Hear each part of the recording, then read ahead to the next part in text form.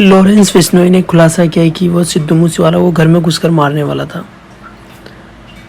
Jail में बैठे Lawrence ने रची सिद्धू मूसेवाला की हत्या की पूरी साजिश। सिद्धू मूसेवाला की हत्या के लिए लॉरेंस बिश्नोई ने खतरनाक प्लानिंग रची थी। उसने अपने भाई और भांजे को विदेश भिजवा दिया ताकि पुलिस उन्हें गिरफ्तार न कर सके।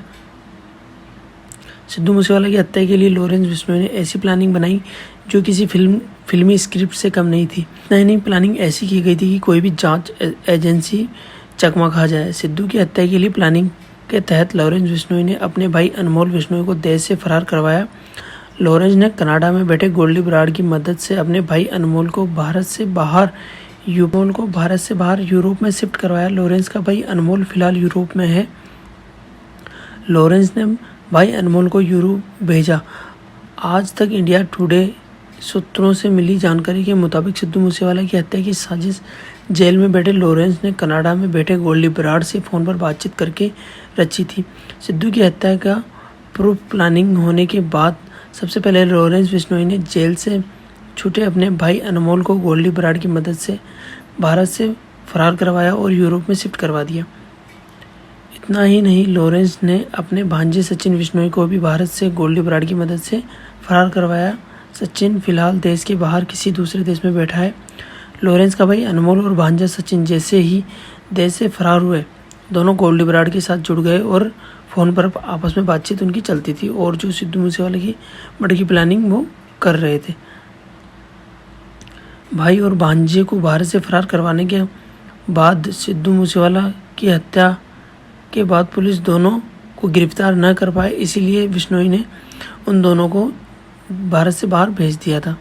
सिद्धू मूसेवाला की हत्या के लिए 7 अगस्त 2021 को विक्की मुत्तुखेड़ा की हत्या के बाद से ही रेकी की जा रही थी, लेकिन सिद्धू अपने आसपास सुरक्षा की वजह से बचता जा रहा था। ये लॉरेंस बिश्नोई ने कहा है।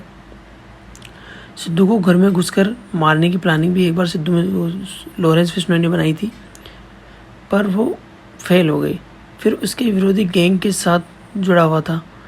ऐसा भी कहता है लॉरेंस बिश्नोई की जो सिद्धू मूसेवाला था उसके विरोधी गैंग के साथ जुड़ा हुआ था, इसीलिए ज़्यादा लॉरेंस बिश्नोई उससे खफा था।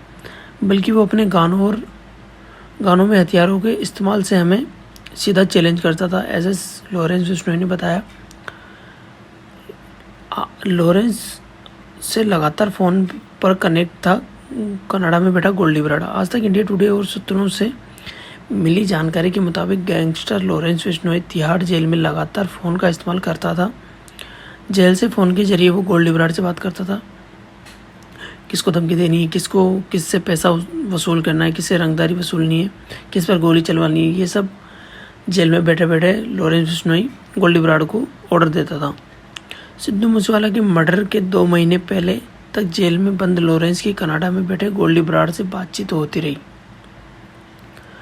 पंजाब के सबसे बड़े गैंगस्टर जो कि ड्रग माफिया जग्गू भगवान पुरिया भी तिहाड़ जेल में बंद था, जो लॉरेंस बिश्नोई के साथ था।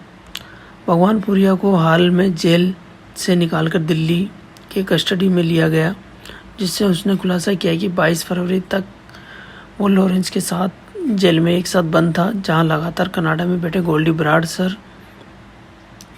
से उसकी बात होती थी और गोल्डी बराड़ दोनों को अलग अलग फ़ोन किया करता था, दोनों से बात किया करता था।